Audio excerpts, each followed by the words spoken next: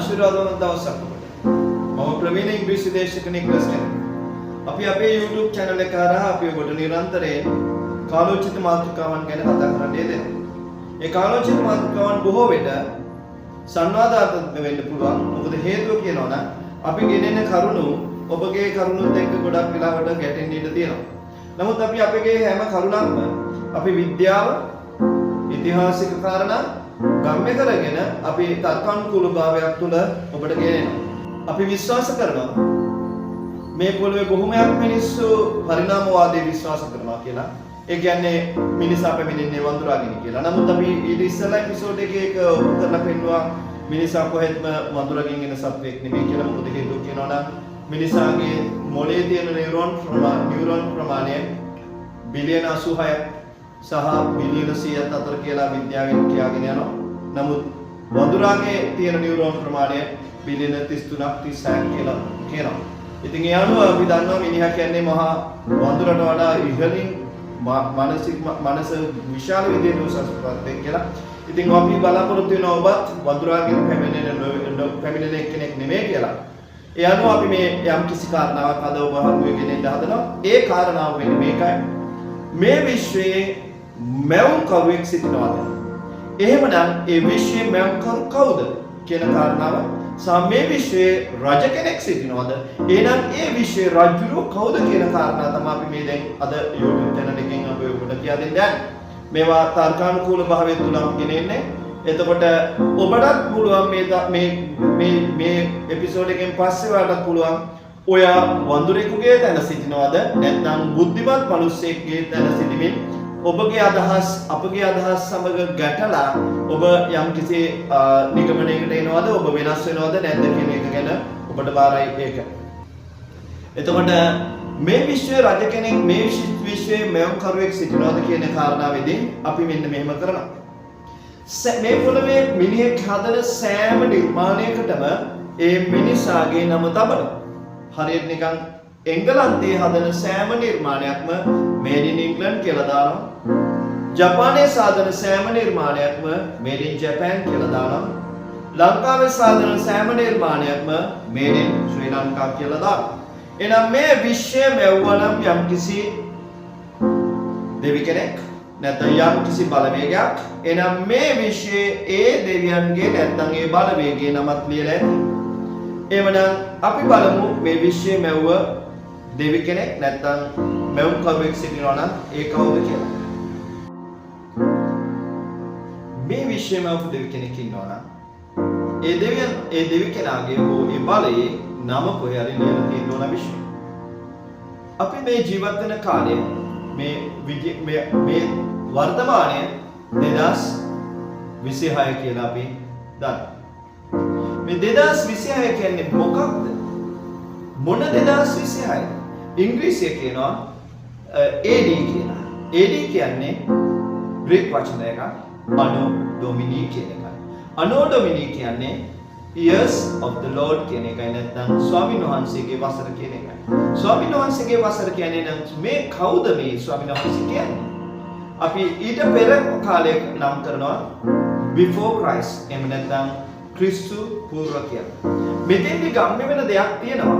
මේ විශ්වයේ මැවුම් කරු, මේ විශ්වයේ නිර්මාණ කරු වෙන කවුරුත් නෙමේ ක්‍රයිස්ට් කියන එක. මොකද හේතුව අපි ඔයාලා පාවිච්චි ගත කරන සෑම මොහොතක්ම නම් වෙන්නේ ක්‍රයිස්ට් කියන නමින්. එහෙම නැත්නම් සිංහලෙන් කියනවා නම් ක්‍රිස්තු පූර්ව සහ ක්‍රිස්තු වර්ෂ. එතෙන්දි ගම් වෙන කාරණාව වෙන්නේ මේ විශ්වයේ මැවුම් කරු වෙන කවුරුත් නෙමේ ක්‍රිස්තුස් කියන්නේ. එතකොට ඒක වෙනත් ආකාරයකට යම්කිසි පුද්ගලයෙකුට ගැටලු සහගත නම් වෙනත් ආකාරයකට නම මේ කාලේ වෙනත් නමකින් නම් වෙනවා කියලා යමෙකුට හිතෙනවා නම් එහෙනම් ඒ පුද්ගලයන්ට සිද්ධ වෙනවා 2026 කියන වසර වෙනත් වසරක් හැටියට දාන්න. එතකොට ඇත්ත මෙහෙමයි. ඇත්ත මෙහෙම තියෙද්දි ඇත්තට විරුද්ධව අපේ මොන සිතිවිලි ආවත් ඒ ඇත්ත වෙනස් වෙන්නේ නැහැ. අපි උදාහරණයක් හැටියට කිව්වොත් අපි තට්ටු 3ක බිල්ඩින් එකකට නැගලා අපි විශ්වාස කරන්නේ නැහැ law of gravity එහෙම නැත්නම් ගුරුත්වාකර්ෂණ නියමය කියන එක ගැන විශ්වාස කරන්නේ නැහැ. අපි පිළිගන්නේම නැහැ law of gravity කියන එක.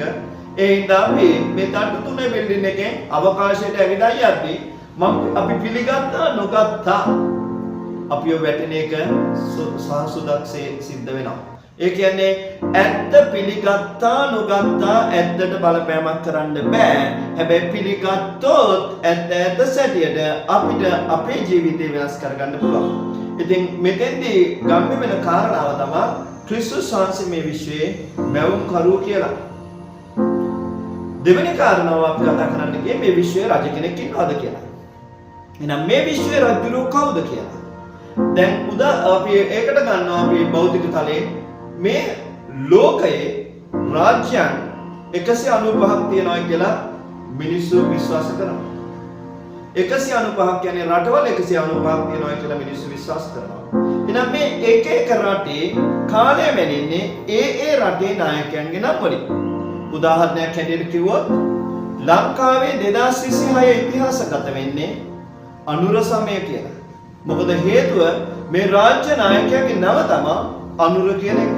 ඒත් එක්කම 2026 ඇමරිකාවේ ඉතිහාසගත වෙන්නේ ට්‍රම්ප් සමය කියලා. ඉන්දියාවේ ඉතිහාසගත වෙන්නේ මෝදි සමය කියලා. එතකොට මේ එතෙන්දි ගම් වෙන කාරණාවක් තියෙනවා මේ භෞතික තලයේ තියෙන සෑම රටකම කාලේ නම් වෙන්නේ රාජ්‍ය නායකයන්ගේ නම් වලින්. එහෙම නැත්නම් රජවරුන්ගේ නම් වලින්. එහෙනම් මේ විශ්වයේ රජ කෙනෙක් සිටිනවා නම් මේ විශ්වයේ කාලේ මෙනෙන්න ඕනේ ඒ රජුරුවන්ගේ නමින්. ඒ රජුරුව කවුද? වෙන කවුරුත් නෙමෙයි අනේ. ඒ රජුරුව තමයි ක්‍රයිස්ට් කියන එක. මොකද හේතුව ඒ හින්දා තමයි ක්‍රිස්තු වර්ෂ සහ ක්‍රිස්තු පූර්ව කියලා අපේ සෑම කාලයක්ම සෑම තත්පරයක්ම ඔයයි මයි ජීවත් වෙන සෑම තත්පරයක්ම මැනෙන්නේ ක්‍රිස්තු පූර්ව සහ ක්‍රිස්තු වර්ෂ කියන එකෙන්. ක්‍රිස්තු පූර්ව අපි දැන් ඉන්නේ ක්‍රිස්තු වර්ෂවල. කවුරු පිළිගත්තත් නොගත්තත් ඇත්තට වෙනස්කමක් කරන්න බෑ ඔයාගේ සිතිවිල්ලට අනුව. නමුත් ඔයා ඇත්ත ඇතිසැටියෙන් පිළිගත්තොත් ඔයාට පුළුවන් ඔයාගේ ජීවිතය අප්ග්‍රේඩ් කර ගැනීමට නැත්නම් උසස් කර ගැනීමට ඉහළ තලයකට ගෙනීමට. මොකද හේතුව ඔයාට එතකොට පුළුවන්කමක් තියෙනවා මේ රජුරුවන්ගේ න්‍යායන් මොනවාද? මේ රජුරුවන්ගේ නීති පද්ධතිය මොනවාද? මේ රජුරුවන්ගේ කන්ස්ටිටියුෂන් එක නැත්නම් ව්‍යවස්ථාව මොකක්ද කියලා හොයන්න. ඒ හොයවීම තුළ අපිට පුළුවන්කමක් තියෙනවා නීතිකරුක රාජ්‍යක අනිවාර්යෙන් කන්ස්ටිටියුෂන් කියලා එහෙම නැත්නම් ව්‍යවස්ථාවක් කියලා දෙයක් තියෙනවා. ඒ ව්‍යවස්ථාවේ නීති පද්ධතිය තියෙනවා. ඒ ව්‍යවස්ථාවේ නීති පද්ධතීන් අනුගමනය කරන අපිට නීති විරෝධී නොවි නීතියට යටත්ව ජීවත් වෙලා ඒ කියන්නේ හොඳ මිනිස්සෙක් ඇතුළේ ජීවත් වෙන්න පුළුවන්කමක් තියෙනවා. හැබැයි නීතිය නොදැන හිටියාම අපේ නීතිය කැඩෙන්න ඉඩ තියෙනවා. ඒ නීතිය කැඩුනයි කියන එකෙන් අදහස් වෙන්නේ නීතිය නොදැන හිටියයි කියන එකෙන් අදහස් වෙන්නේ නීතියට ඔයාට දඬුවම් කරන්න බෑ කියන එක නෙමෙයි. නීතියට නිරන්තරයෙන් රාජ්‍යක නීතියක් දැන ගැනීම ඒ රාජ්‍යයේ පුරවැසියෙකුගේ යුතුයකමයි වගකීමයි. නීතිය නොදැන සිටීම නීතියෙන් ගැලවීමට හේතුවක් නෙමෙයි. උදාහරණයක් හැටියට ලංකාවේ හෙල්මට් දාන්නේ නැතුව ගියොත් සාමාන්‍යයෙන් හෙල්මට් දා යුතුයි කියලා දැමීම අනිවාර්යෙන් නීතියේ තියෙනවා කියන නොදන්න මිනිස්සෙක් හෙල්මට් එක නොදා ගිහිල්ලා එතකොට පොලිසියෙන් ඇල්ලවම කියන්න බෑ මම නීතිය දැනගෙන හිටියේ නෑ ඒ හින්දා මට සමා වෙන්න මට දඬුවම් කරන්න බෑ කියලා. මොකද නීතිය නොදැන සිටීම නීතියෙන් ගැලවීමට හේතුවක් නෙමෙයි. ඒ වගේම මේ භෞතික තලයේ නීතිය මේ විශ්වයේ රජුරුවන්ගේ නීතිය දැන සිටීම තුළ ඔයාලට හැකියාවක් තියෙනවා මේ නීතිය තුළින් ගිහිල්ලා ඒකේ මේ ඇත්තටම මේ නීතිය තුළ අපිට විශාල ආශිර්වාදයන් තියෙනවා. ඒ කියන්නේ විශ්ව තලයේ ජේසුස් වහන්සේ ජේසුස් ක්‍රිස්තුස් කියන ස්වාමීන් වහන්සේ විසින් නිර්මාණය කරපු මේ විශ්වයේ නීති පද්ධතියෙන් ක්‍රියාවක් තියෙනවා.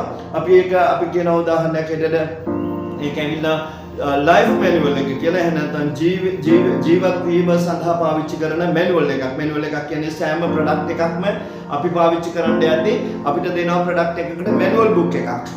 ඒ මැනුවල් බුක් එක බලලා තමයි අපි ඒක කොහොමද මේ මැෂින් එක ගන්න මැෂින් එක කොහොමද ඉන්ස්ටෝල් කරන්නේ එහෙම නැත්නම් ඒ ගන්න දේ කොහොමද පාවිච්චි කරන්න කියලා අපි බලන්නේ ඒ මැනුෆැක්චරර් එහෙම නැත්නම් නිර්මාණකරු විසින් ලියවුව මැනුවල් බුක් එක පාවිච්චි කරලා. එතකොට මේ විශ්වයේ එනම් ඒ වගේම මැනුවල් බුක් එකක් දීලා තියෙනවා. මේ මැනුවල් බුක් එක මොකක්ද කියලා මම ඊළඟ එපිසෝඩ් එකේ කතා කරන්න යනවා. ඉතින් මම මෙච්චරයි කියන්නේ මේ විශ්වයේ රජ කෙනෙක් ඉන්නවා. ඒ රජ තමයි ක්‍රිස්තුස්. ඒ හින්දා තමයි ක්‍රිස්තු වර්ෂ ක්‍රිස්තු පූර්ව කියලා ලියවෙන්නේ. මේ විශ්වයේ රාජ්‍යරෝ ලියපු මැනුවල් එක ගැන අපි පස්සේ ඊළඟ එපිසෝඩ් එකේ කතා කරන්න යනවා. මම මේ කියන දේ ඔයාගේ සිතුවිලි වලට වෙනස් වෙන්න ඇති. මොකද ඔයා වෙනත් ආගමකින් පැමිණෙනව වෙන්න ඇති. එතකොට මේ ආගම් කියන දේවල් තියෙනවා. ඒකත් හරියට මේ වගේ. දැන් ෆෝන් කියන දේ තියෙනවනේ. ෆෝන් කියන දේ තිබුණාට දැන් හැම එක්කෙනාම ෆෝන් එකක් කියන එක දන්නවා. හැබැයි කී දෙනාද දන්නේ මේ ෆෝන් එක නිර්මාණය කළේ කවුද කියලා? දැන් ළමයි හැම ළමයෙක්ගේ මාතේ ෆෝන් එකක් තියෙනවා. ළමයෙක් ඕනම පොඩි ළමයෙකුට ගිහිල්ලා මේක මොකද්ද කියලා හැමෝම ළමයා උඩින් දාලා කියන ෆෝන් එක කියලා. හැබැයි කී දෙනාද දන්නේ මේකේ නිර්මාතෘ කවුද කියලා? ඒ වගේම තමයි මේ ආගම් තියෙනවා දෙවිවරු ගැන කතා කරනවා. හැබැයි කිසිම කී දෙනාද නියම දෙවියන් වහන්සේ කියලා දන්නේ? හරියට නිකන් ෆෝන් එකේ නිර්මාතෘ කවුද කියලා ඇහුවොත් සමහරු කියයි Nokia කියලා. සමහරු කියයි Samsung කියලා. සමහරු කියයි Oppo කියලා. අනිත් මේ එක්කෙනෙක්වත් මේ ෆෝන් එකේ නිර්මාතෘ වෙන්නේ යටින් ඉන්නේ. කවුද? Alexander grand bell. ඒතොර ඇලෙක්සැන්ඩර් ග්‍රෑන්ඩ් බෙල් හැංගිලා ඉන්නවා. නමුත් ෆෝන් එක උඩට ඇවිල්ලා තියෙනවා. එතකොට ෆෝන් එක උඩට ඇවිල්ලා හැම මිනිස්සෙම ෆෝන් එක පාවිච්චි කරනවා. නමුත් ඇලෙක්සැන්ඩර් ග්‍රෑන්ඩ් බෙල් ගැන කවුද දන්නේ? කී දෙනාද දන්නේ? එතකොට ඒ වගේම තමයි මේ හැම ආගමකින්ම කතා කරනවා දෙවි කෙනෙක් ගැන. දෙවිවරුන් ගැන කතා කරනවා.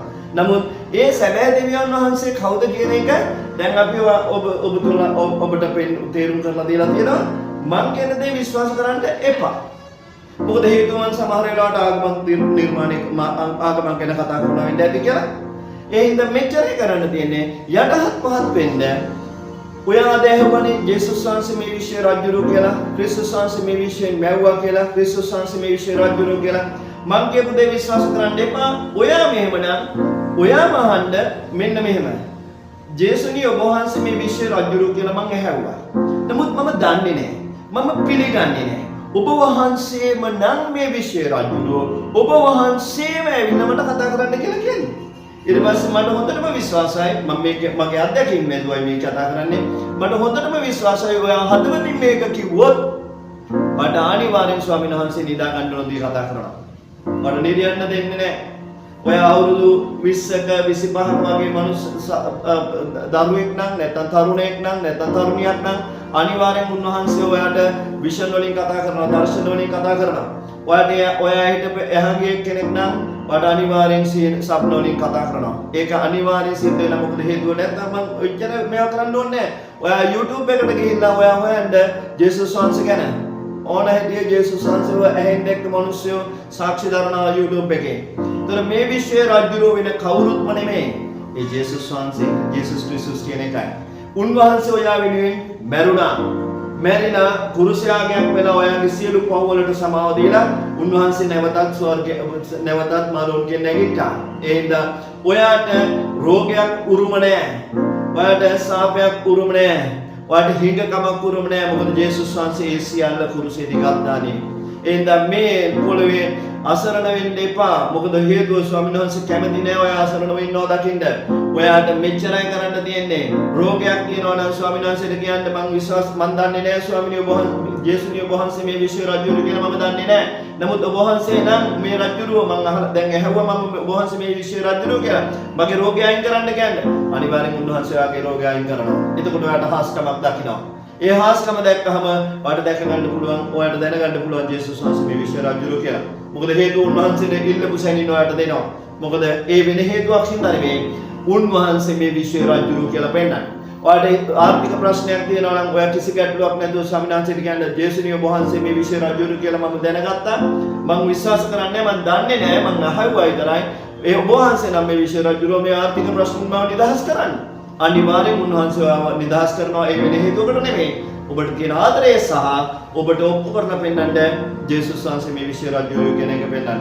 එතකොට මේ එපිසෝඩ් එකේ අපි කිව්වේ මේ විශ්ව රජුරු කවුද?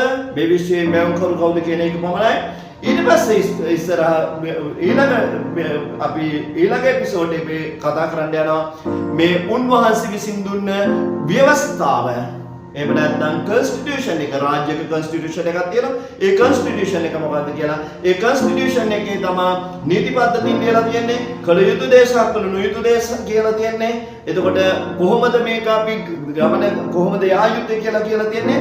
අපි ඊළඟ එපිසෝඩ් එකේ බලාපොරොත්තු වෙනවා ඒ ගැන කතා කරන්න ලයිව් මෙනුවල් එක. මේ ලයිව් මෙනුවල් එක මොකක්ද කියන එකත් එක්ක අපි ඔබට ස්තුතිවන්ත වෙනවා. මොකද හේතුව කියනවා නම් අපි පළවෙනි එපිසෝඩ් එකට ඔයාලගේ කමෙන්ට්ස් තිබුණා. ඔයාලා ෂෙයාර් ඔයාලගේ කමෙන්ට්ස් තිබුණා. ඔයාලා සබ්ස්ක්‍රයිබ් කරලා තිබුණා. ඉතින් අපි නිරන්තරයෙන් ඔබට මෙවැනිම මාතෘකා ගැන ඉස්සරහට කියාගෙන යනවා. මොකද හේතුව අපි මේ ඉතින් කාරණා වෙන්නේ අපි විශ්වාස කරනවා මිනිහා කියන්නේ සාමාන්‍ය සත්වයෙක් නෙමෙයි කියලා. මොකද ඒක තමයි සිංහල භාෂාවේ තියෙන්නේ මිනිහෙකුට හිතුවොත් කරන්න බැරි දෙයක් නෑ කියලා. ඒ මිනිහාගේ ඉච්ඡර ලොකු බලයක් තියෙනවා. අපි මේ එපිසෝඩ් එක හරහා මේ අපේ YouTube channel එක හරහා ඔබට පෙන්වන්න යන්නේ ඔයාගේ නොපෙනෙන බලවේගයන් බලය පිළිබඳවයි. එතකොට එහෙනම් අපි ඊටමත් කාරුණිකව ඔබකින් ඉල්ලා සිටිනවා. බොහොම ස්තුතියි මේ ඉස්සෙල්ලා subscribe කරපු කට්ටියටයි comment කරපු කට්ටියටයි. අපිට මේකෙදී අපි ඊටමත් කාරුණිකව ඉල්ලා සිටිනවා ඊළඟ episodes ඔබට ලැබෙන පිණිස අපිව කරුණා කරලා subscribe කරන්න, ඒ වගේම comments කරන්න. මේක වැදගත් කියලා හිතෙනවා නම් ඒක share කරන්න ඔයාගේ සහෘදයන් සමග. Right. May Almighty God bless you with the mercy of God, so the will of God will take place in your life in Jesus' name.